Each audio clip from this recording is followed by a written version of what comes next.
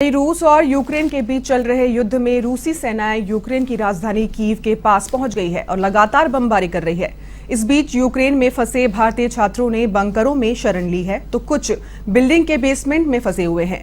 उन्हें खाने पीने की दिक्कतों का सामना भी करना पड़ रहा है। इस बीच यूक्रेन में फंसे भारतीयों की वापसी अब शुरू कर दी गई है। रोमानिया से भारत का पहला विमान उड़ान भरने को तैयार है। ये सब इसलिए हो पा रहा है क्योंकि अब फिर पश्चिमी यूक्रेन में विदेश मंत्रालय के कैंप सक्रिय हो गए हैं।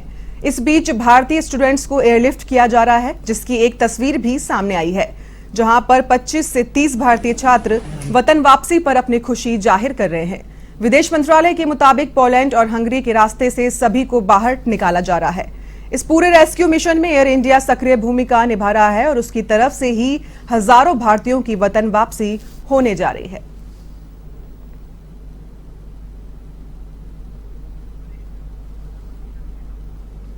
और ज्यादा जानकारी के लिए हमारे साथ हैं फोन लाइन पर वरिष्ठ संवाददाता नीरज मेहरा। जी नीरज, सरकार ने भारतीय छात्रों का रेस्क्यू करना शुरू कर दिया है, क्या कुछ और ताजा अपडेट?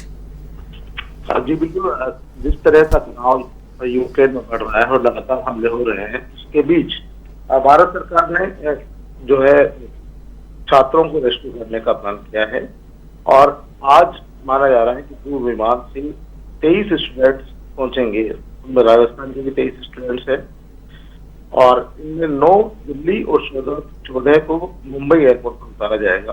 राजस्थान के मुख्यमंत्री अशोक गहलोत ने रात में एक बयान जारी कर कहा था कि जो भी स्टूडेंट्स या राजस्थान के नागरिक यूक्रेन से देश पहुंचेंगे, उनके एयरपोर्ट से लेकर घर वापसी तक सुरक्षित पहुंचाने की सारी जिम्मेदारी सरकार की होगी।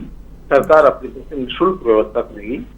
वहीं केंद्र सरकार ने भी जितने भी स्टूडेंट यूक्रेन में फंसे हुए हैं, नागरिक फंसे हुए हैं, उनको फ्री में लाने की व्यवस्था की है, क्योंकि अब तक बात ये आ रही थी कि लोगों के पास पैसा खत्म हो गया है, एटीएम में पैसा नहीं है जी। और जिस एयरलाइन से आने की वो कोशिश कर रहे थे, उनका किराया बहुत ज्यादा बढ़ गया है।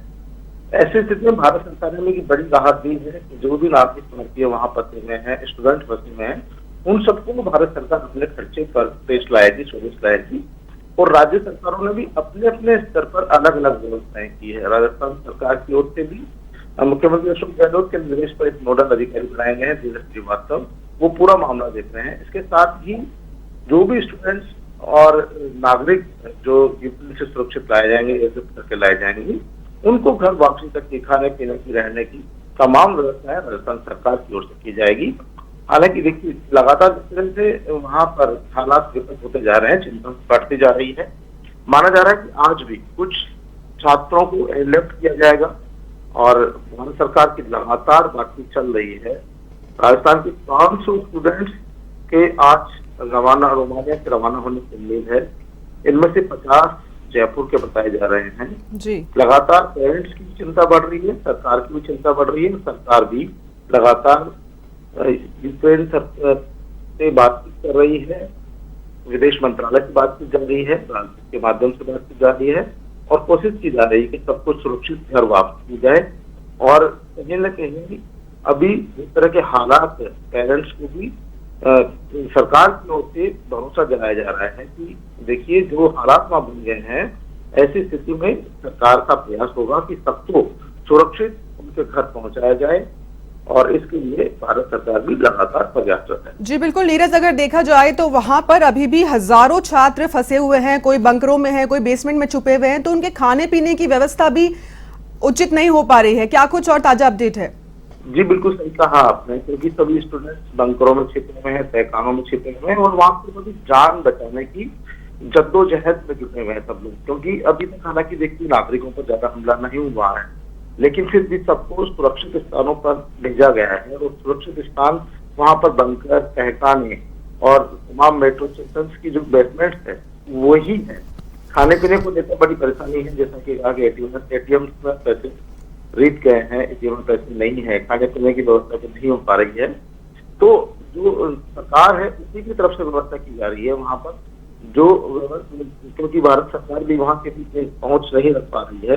हालांकि बताया जा रहा है कि लगातार भारत सरकार की तरफ से बातचीत की जा रही है, लेकिन उस बातचीत के मद्देनजर अनुमति जरूर मिली है, छात्रों को एयरलिफ्ट करने की अनुमति जरूर दी गई है और 4 जो है फ्लाइट के माध्यम से आज उनको लाया जाएगा।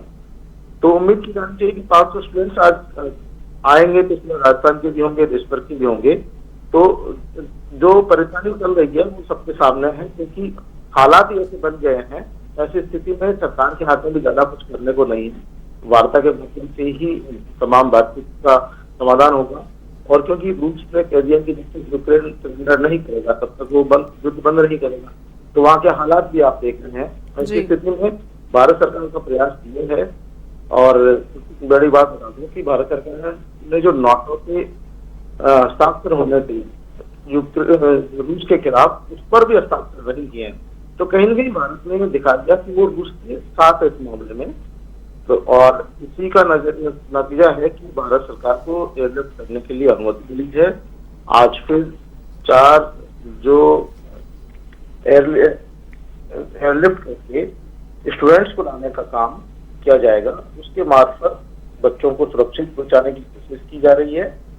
जो नागरिक भी बचे हैं, क्योंकि बड़ी संख्या में वहाँ पर जो हिंदुस्तान के नागरिक है अपनी रोजगार की तलाश में वहाँ पे जाते हैं, रोजगार करते हैं। स्टूडेंट्स तो मेडिकल की पढ़ाई के लिए, ज्यादातर स्टूडेंट्स 99% स्टूडेंट्स जो है डॉक्टर बनने के लिए वहाँ गए हुए हैं जी। और क्योंकि वहाँ पर पढ़ाई भी हिंदुस्तान के मुकाबले मेडिकल की पढ़ाई काफी सस्ती भी होती है और अच्छी भी मानी जाती है।